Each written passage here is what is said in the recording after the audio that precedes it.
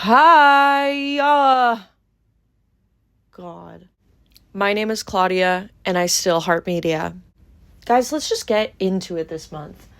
I want to say Happy Pride because I'm filming this in June, but the month of May is not Pride Month, so like what the fuck is Étoile. So if you're like me, I have very complicated thoughts about Amy Sherman Palladino. I have so much beef with her while I also like really truly do respect the way that she goes about a television show. I respect so much that like Gilmore Girls, one script for one episode of Gilmore Girls was like 3 times the script length of any other show that was happening at that time. She had a style, she knew it worked, and she did that style goddamn well. And in a lot of ways, she does do that style goddamn well still to this day. However, she has a lot of, let's just say, formulaic elements to how she writes a scene. And I think after all these years of seeing her work kind of through time, we can pick up on them. Let me give you a basic Amy Sherman Palladino from any show she's ever done scene that has happened. One character bursts into the scene and they're super mad about something that's completely innocuous, right? Like that's completely irrelevant. Like they're mad that there's not enough rubber chickens for the bake sale.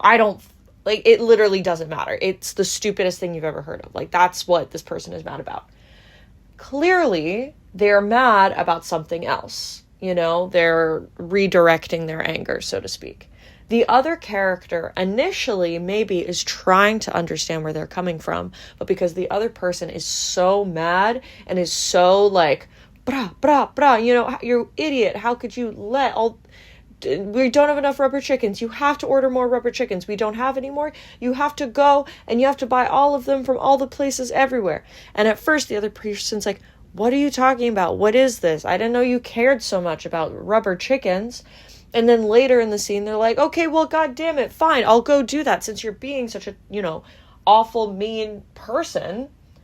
And then the actual reason for the fight gets revealed. The other person's like, I can't have children. And it's like, boom, mic drop. When it works well, it fucking works. But when you've seen it like over 1 million times and every time it gets kind of sillier and sillier, let's just say its charm wears off. She's getting much quirkier with age. I do think like this is one of her most ambitious projects. And because of that, I think it's a little too many things going on, so to speak. So if you don't know, just basic rundown of the plot of Étoile, which is her new show on Amazon Prime. It's basically about these 2 ballet companies, one in America, one in France, and they essentially swap some of their key dancers, choreographers, etc., to kind of like promote the mass appeal of these 2 different theater companies that are both not really doing well since like COVID and like nobody cares about ballet anymore. And it also, for any of my girls who follow Amy Sherman Palladino and have also specifically watched Marvelous Miss Maisel, the actor who plays Lenny Bruce in Marvelous Miss Maisel is one of the main characters in this show. Which is the reason I watch this show. Am I human? If you cut me, do I not bleed? If you pinch me, do I not cry? If you put a beautiful man who looks like he eats cigarettes in front of my face, will I not press play? I ask the audience. Another thing about the show that I think is also very bold of them to do is they have like full conversations in French. Like there's full uninterrupted scenes of French dialogue, which is fine because I'm #bilingual. Thank you. Even though I will say my French is really bad, so a lot of the time I was looking at the captions. But I also think that's very bold of them to do because like a lot of people do not like watching a show where they have to read a subtitle. I'm not saying that's justified, obviously, but I'm just saying, that's why I mean, like, she's getting bolder with age. But yeah, in general, I think the French plot lines were more of my favorite. Tobias and Gabin were that was my favorite plot line, the two of them. Tobias is this very neurotic choreographer, and he is put into like the French in like ballet institution, and he's really like, he's like autistic. I say that in a nice way. I think they treat him with a lot of compassion and humility, but the joke is like he's kind of just so out of his depth in a lot of ways, like he doesn't get his bearings. However, he is a genius in a lot of in his own right, whereas Gabin is this principal dancer who is kind of like a bad boy, so to speak, but really it's all just like a cry for attention. Like he just wants someone to notice him and care about him and put like attention towards him, right? And he kind of like forces that on Tobias, like he's forcing him to care about him, but Tobias is not that kind of person. It's only really until like Gabin has proven himself, one, and two, like the two of them kind of understand that they're both like, they both need something from the other that only the other can provide. Is that kind of when like this really cute love story happens. I don't know. I just found it very wholesome in a way that I really enjoyed. And like in the end of the show, I mean, like, I don't want to spoil. I think you should watch Étoile. But there's this really beautiful scene at the end where you see that Tobias is like really recognizing Gabin for who he is and who he has been this whole time. And it's just really, really sweet. And like, it genuinely made me like, you know, it made me do one of those. Can a girl do one of those these days? You know? Is it too cringe now? Can a 23-year-old woman do a little Is that okay with you? Is that okay with you? God. The main part of this show that I was surprised was not a larger part of this show was the Cheyenne and Jack slow burn. Now, Jack is the aforementioned Lenny Bruce actor, so beautiful, beautiful man. Obviously, Amy Sherman-Palladino knew that he was a fan favorite. If you don't know, in Marvelous Miss Maisel, Lenny Bruce obviously is like a real human man, and also very famously like died of a drug overdose. So he was only supposed to be in the pilot of the first episode of Marvelous Miss Maisel, but everyone, like the fan reception to him, / I'm sure Amy herself, was so warm towards him. Like he was so good, so charismatic, that they wanted more of him. And his chemistry with Maisel was fantastic. If there's one reason to watch Marvelous Miss Maisel, which there's a lot of reasons, I think overall it's a decent show. There's a lot of slip-ups, I will say. That is easily one of them, is to just watch those two each other. It's really cinema, I really must say. So me and a lot of other girlies, when looking forward to the show, we're seeing that they're kind of promoting it as this slow burn between him and Cheyenne, who is a ballerina from France. And Cheyenne is very like headstrong, kind of like there's this kind of stereotypicalness of her like French independence and individuality and like fight for freedom, so to speak. And obviously like she's a little too headstrong at points. Like she like is kind of fighting for the sake of fighting a lot of the time, and that's honestly, I found her as kind of an annoying character, I'm not gonna lie. And that's it. Okay, let me get back into the love triangle and then I can talk about Cheyenne. They were not like, I didn't feel the chemistry really. Listen, like it is a thing of like they're not in a lot of scenes together really. But there's a lot of shows like that where there's two characters who aren't necessarily like together all the time, but you know, they have that scene together and you're like, oh shit, you know, like this is a thing and I can see it right now and I want more of it. Like I'm addicted to this one thing, right? But I did not feel that at all with any of the early scenes between Cheyenne and Jack. And so in the end, I kind of was like, oh, okay. I mean, like, spoiler, but also not spoiler. Like, I don't know, you're an adult. You can figure it out. I was pretty surprised. I'm not gonna lie. I just think in general, it could have been done better. I don't know. I just felt like it was lacking, just by all intents and purposes. Again, I thought Cheyenne was a bit of an annoying character at a lot of points. She was a little too headstrong to the point where I thought she was kind of abusive and mean. And I think the quirkiness to meanness ratios were kind of going in one way over another at some points. And I'm not saying my main character has to be likable. And I don't think they were trying to make her likable or palatable to everyone. But I don't know. It felt like Lorelai Gilmore on steroids a little bit. And it's even worse because she's in this like huge position of power in the dance studio. Like, she is like the dancer of Paris. So bringing her to like America was like a huge grab. So there's a lot of like weight that she carries in this institution. So for her to kind of be an asshole, it's a little like, all right. Whereas like Lorelai is like a single mother in a small town. She could be a little bit rude at a town hall meeting and I'll giggle. You know, like, there's levels to it.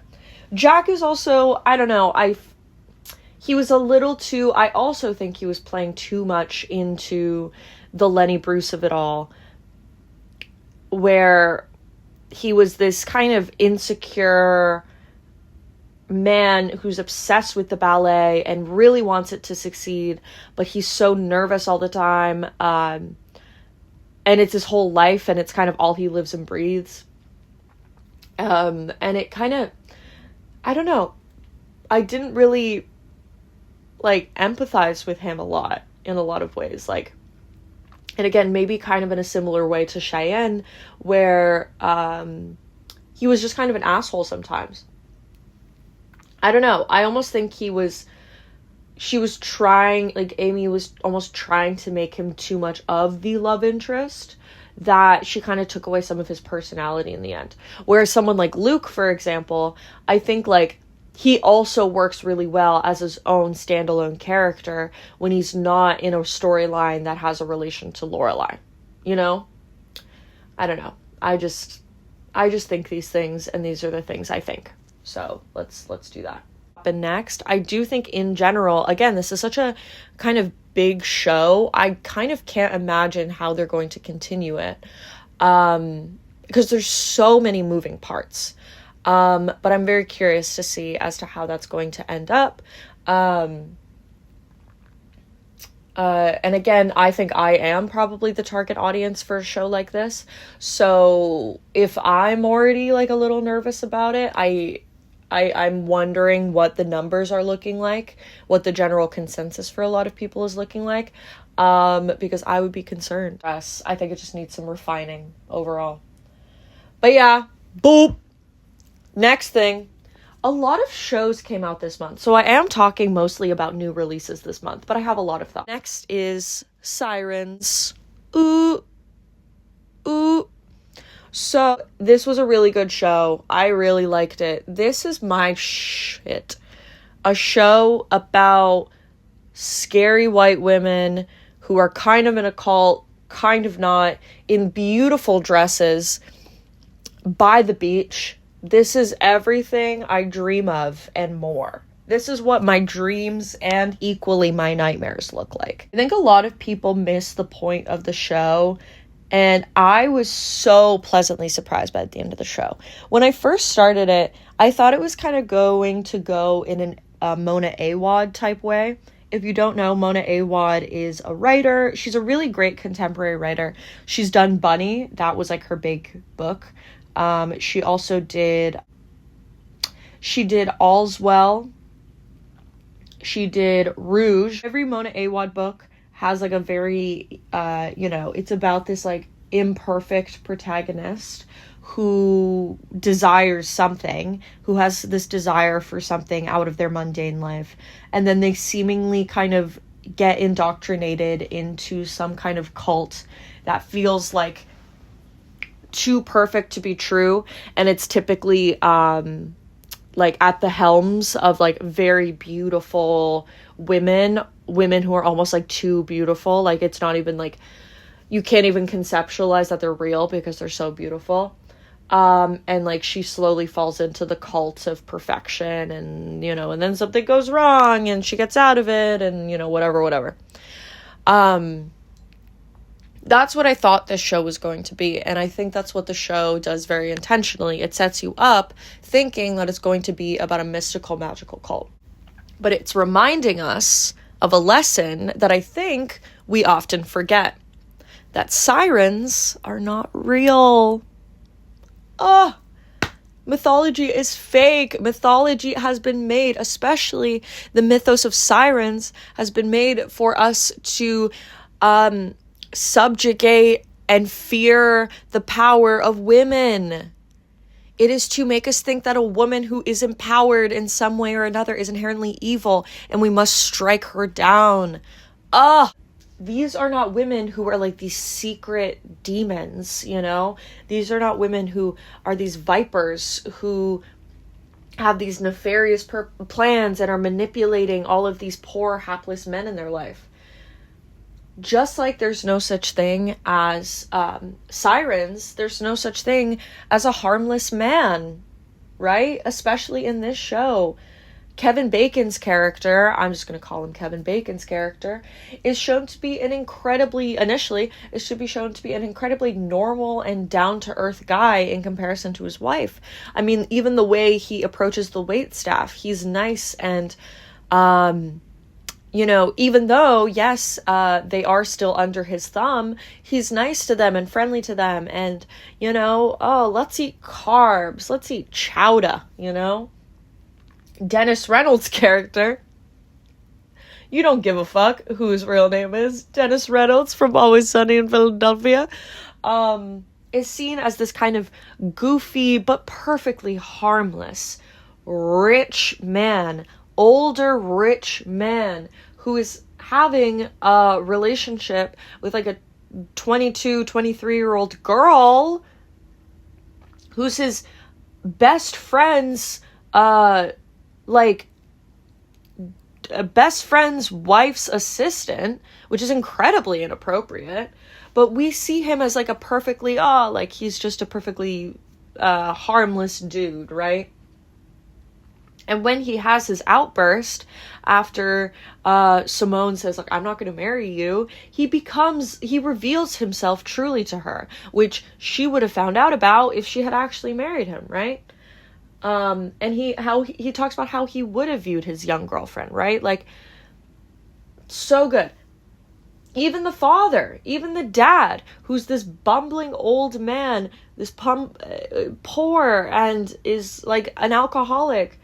But we are told when he was younger and more agile than he is now, he made Simone's life a living hell through neglect and abuse, and he's not this perfectly harmless fellow that we're seeing right now.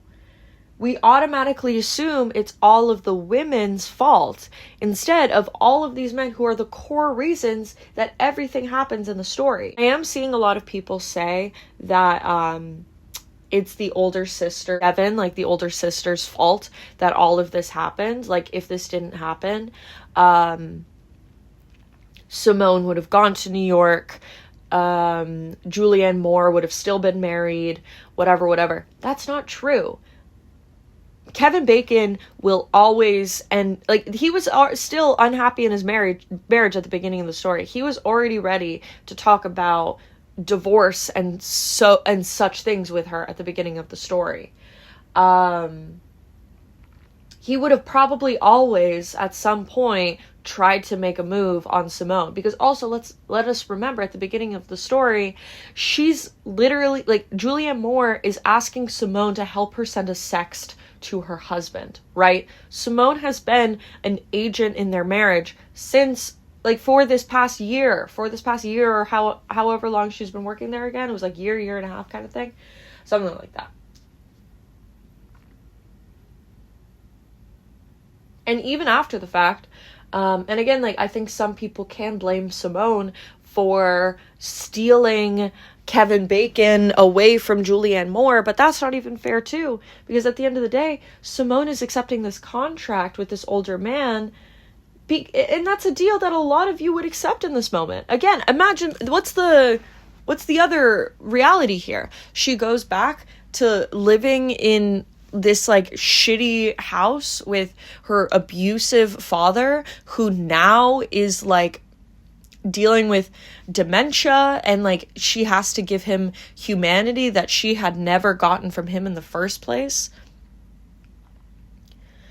But now she has made a deal with another older man, and yeah, it's the better deal in a lot of ways, but you see her at the end of the show, and she's, like, standing on the edge of this island alone, just her. That's still another cage that she has put herself into, right? And also Devin. I know a lot of people are giving Devin a lot of shit, and honestly, I think Devin does deserve a lot of the shit. Like, coming up unannounced to her sister and basically being like, hey girl, you have to care for our father. That's so unfair. That's such an unfair and unjust position to be put in. However, Devin was not given a lot of those same privileges that Simone was. She was kind of not allowed to create an identity. Well, no feet for you guys.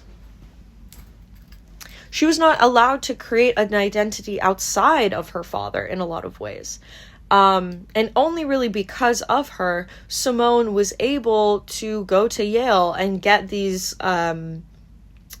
advances in her life. But that's kind of the trap of masculinity, and again, the way that Simone is put in this trap by Kevin Bacon in the end of the movie. Devin has been in a trap of her identity out around men her whole life, right? It's either her father, and she doesn't gain any benefit from caring from her father, but it's what she told she has to do to be a good woman. It's also, still seeing her ex, even though he's married, because she's kind of reliving the glory days of her youth, and she's helping him relive the glory days of his youth. It's a trap that leaves no one satisfied, even though they think they're doing the right thing, right?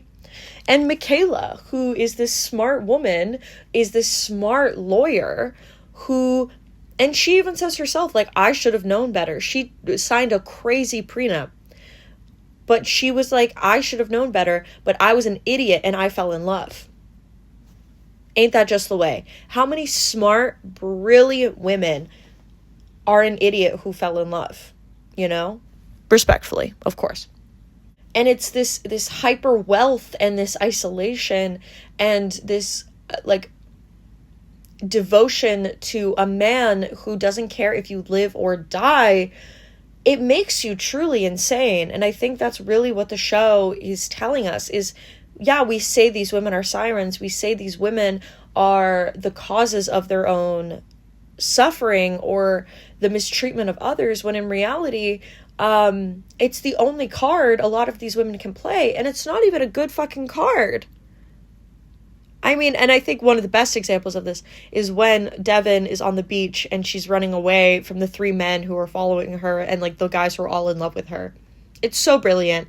It's so good. I think a lot of people wanted this show to be, like, there was a greater mystery, like, it was actually magic, it was actually whatever, but that's the whole point of the show. Why Julianne Moore is so captivating is because it was this myth of this woman who has it all. It was this myth of this woman who is so perfect, it's not possible. So there has to be a supernatural element to her, when in reality, it's all a facade that is literally actively crumbling around her at all times. All right, guys, we have one more Netflix show to talk about. This was a great month for television, by the way. So many good things came out this month. We were really killing it. Forever. This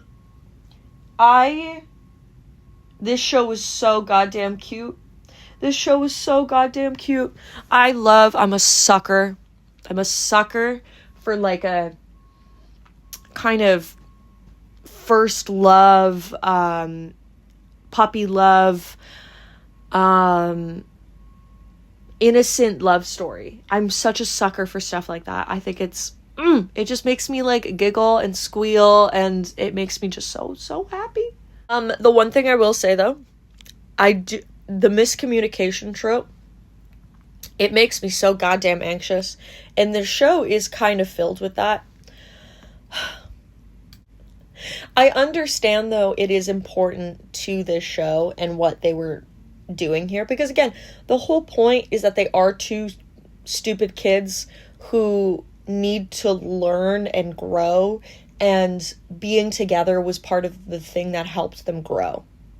Like, if the two of them never got together, Keisha would have still been holding the secret and guilt of her sex tape from her mom and from the people around her, and kind of, keeping this anxiety in her life for presumably like her whole life, honestly. And Justin would have been miserable. He would have stayed living a path that was not for him, just to appease his mom and just to appease his parents, right? The two of them needed each other to kind of break them out of the cycle that they were in order to carve something new. And I think that was a really kind of beautiful story. And in doing something like that, you have to have miscommunication. And that, I think, what was really good about the story is none of the issues I had with them were based on, like, you know what I mean? Like, when it's, like, the mid-act, like, fight that two characters are supposed to have, I never was, like...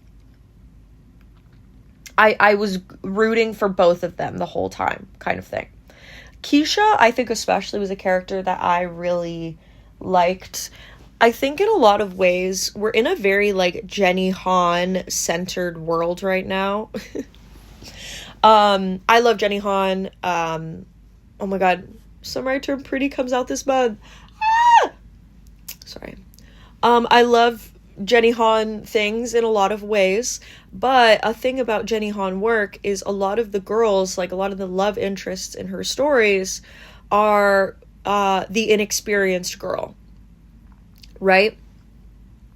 The girl who has never been in a relationship, never been kissed, never been whatever, and so everything is so new to her.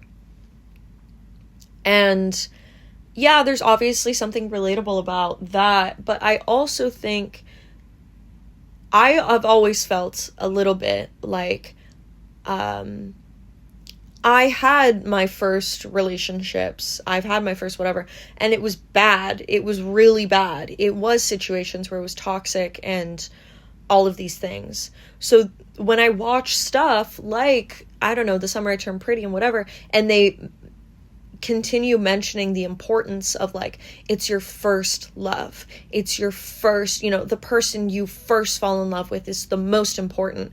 I see that and I'm like, well, I kind of feel like shit because I feel like I wasted my first love. You know what I mean?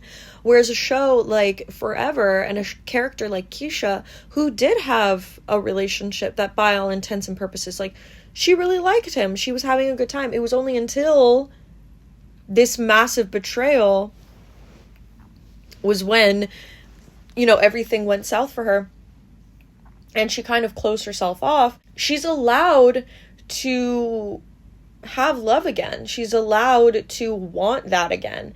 And the show, and I really thought it was so relatable, the way she was so quick and easy at the beginning of the show to dismiss Justin when he did remotely anything that pissed her off, because she's my avoidant attachment queen. She was ready to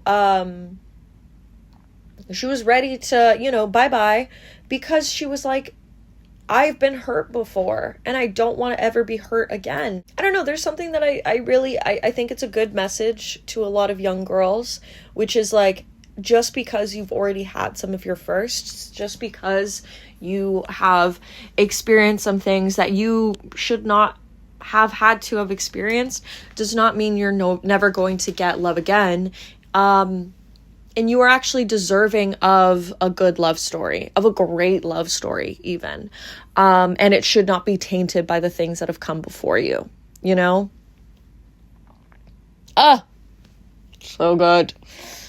Next, we have Sexual Misconduct of the Upper Middle Classes. So this is a play by the Canadian playwright Hannah Moscovich.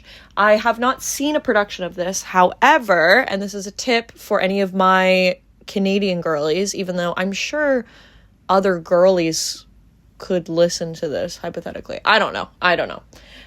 There's this website called Play Me, which I found out about way too late in the game, by the way, which has a bunch of free audio of productions of famous Canadian plays, essentially.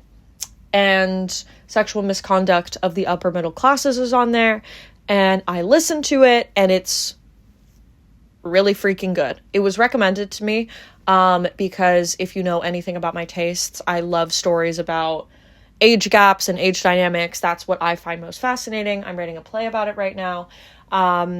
It's my niche.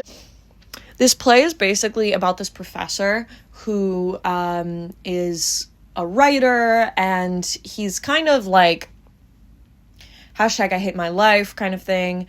And he basically gets in a relationship, in an affair, so to speak, because he's like not divorced from his wife, but separated, with one of his 18-year-old students. And it's like this girl in a red coat.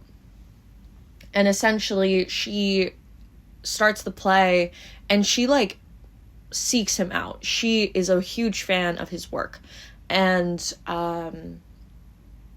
she's a writer as well. And she's like really, she finds like she wants to form a relationship with this man, but it turn sexual. Yeah, that's did I explain that terribly? You guys get it. Listen to the goddamn play or read it. You know what I mean? The thing that I think is the most interesting about this play, and I think why it is a play that really is very relevant and has like continued to have a relevance, is it is told through the perspective of the professor, not through the perspective of the student. Now, you might hear that and you might be like, ooh, cringe, problematic, you know? But the whole point is it's kind of putting you in the head of a pedophile, essentially. And I find that really fascinating because, like, I don't know, it's similar to me in Lolita, where you are hearing the predator actively make excuses and actively roll over major points in the story to make themselves sound better, right? Like, he brazenly talks about how he's on his third marriage, right? He's also so deeply self-loathing in so many ways. He knows what he's doing is wrong. But again, he's talking about it like, it was so, I just couldn't help myself. I just couldn't, she was in my doorway and I just, why was she standing in my doorway like that? Why was she wearing that red coat, right? And you find it's sickening. And maybe if I was a more awful person, I would not see anything wrong with the way that he was telling this story. But I think that's the genius about stuff like this, is it inherently exposes anyone who does see a story like this and they think, oh, well, she was seducing him too. She was, whatever, completely neglecting the fact that she was 18 years old. She was a huge fan of his work beforehand.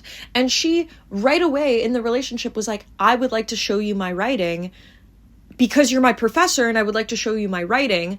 Also, like, you could give me notes, you can give me commentary, you can kind of help me out in that regard.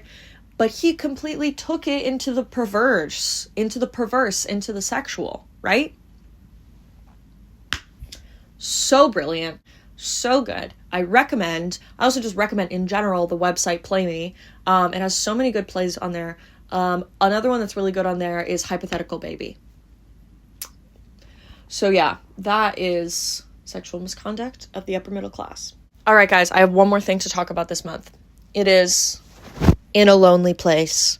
Now, this is a movie from the 1950s, directed by, hold on. You'd think I'd be prepared for the things I talk about, but that will never be true.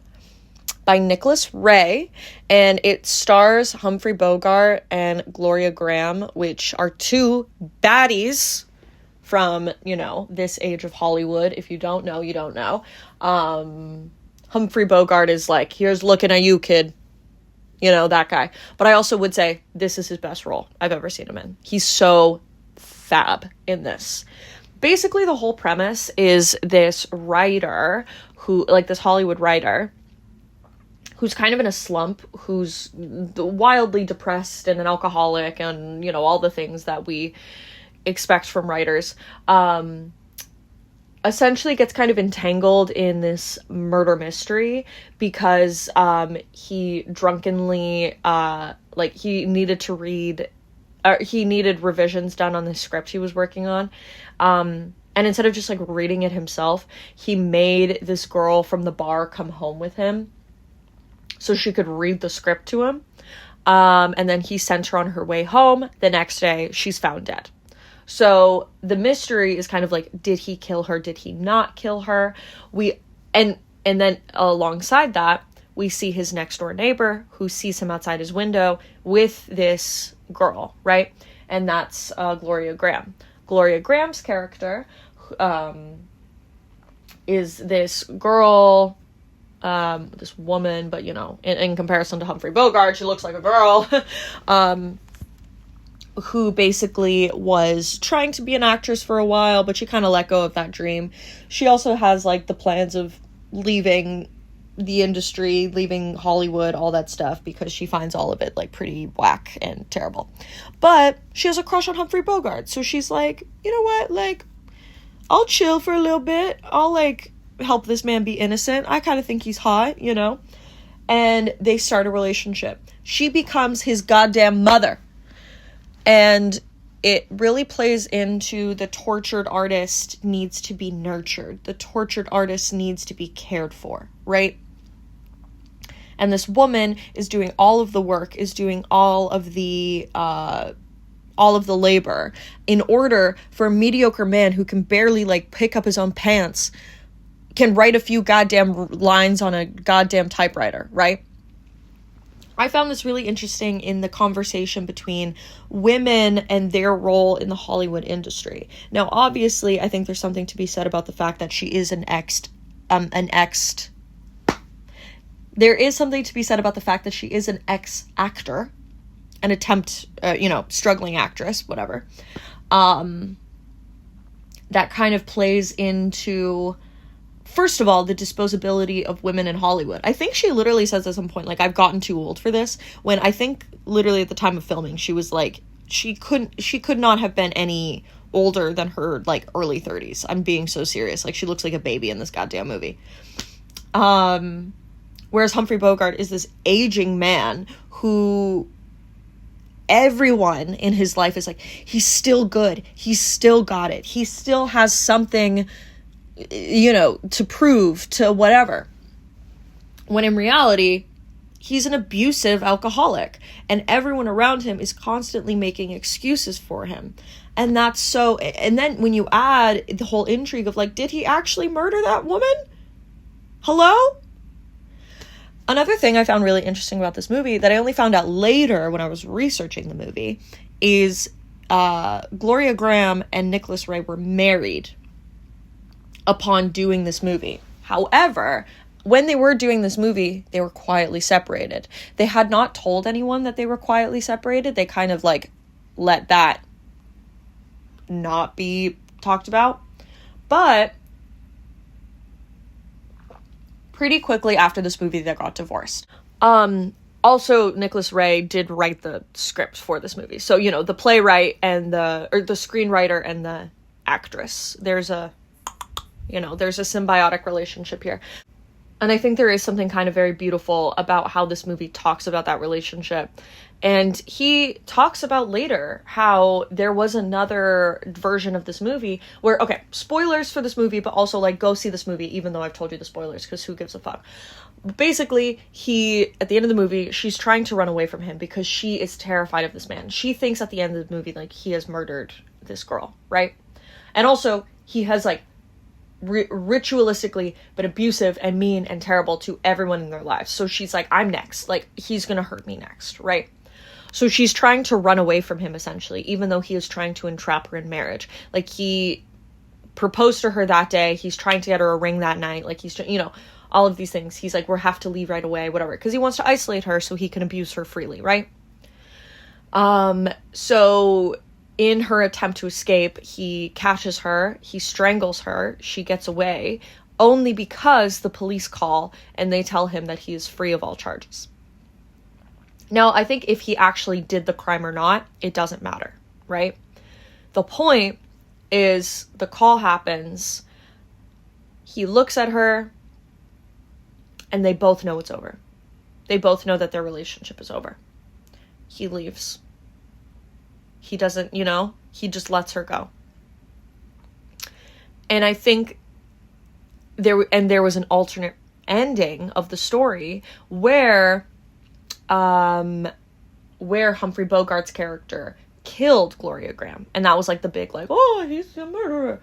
But Nicholas Ray hated that. Like, he couldn't bring himself to film that ending. He thought it was too cruel. And I think there's something very interesting about that in regards to his relationship with Gloria Graham. He understood that that could not be the ending that he left her on. He wanted her to go and continue and live her life, even though he put her in very shitty circumstances, as we can presume from the script in front of us, right? And there's something very beautiful about that talks about toxic masculinity in a way that you would not expect from a movie from 1950. Anyway, it's a really good film noir. I recommend. I really, really liked it. Rapid fire! So, this month has been so goddamn rainy. Like, I don't know what's happening. I am expecting sun, and I have been getting clouds, which has been pretty rude. But on the days there have been sun, I have been going outside. I've been enjoying the weather. I've been wearing cutie little outfits. So let's give a rapid fire. I like the sun. I like going outside. I went to a campfire the other day. It was lovely. Love a little bonfire moment. I love bisexuality. Now it's Pride, so I'll say it. Happy Pride, everybody! I love being bisexual. And I enjoy going out, like, a little too much. Like, we're to the point where, like, you're a little bit, like, you know, the next day you wake up and you're a little bit like, ugh. But then your friends text you like, oh, but are we going to do something tonight? And you're kind of like, I must go ahead, you know? Listen, it's not a good habit. However, sometimes you gotta live your life. Oh God, am I condoning something that I shouldn't be condoning? Whatever, I don't give a fuck. Happy May, everybody. I love you all. And please recommend me something in the comments below. Tell me what I should watch or listen to or read, whatever, next month. Jesus. Also, oh my God, it's my birthday month next week. Also, oh my God, it's my birthday month next month. So best believe it's going to be total debauchery on all accounts. I cannot wait to force you guys to sit and listen to me yap about things that nobody cares about. It's going to be so good. Anyway, peace and love. Be nice to each other, and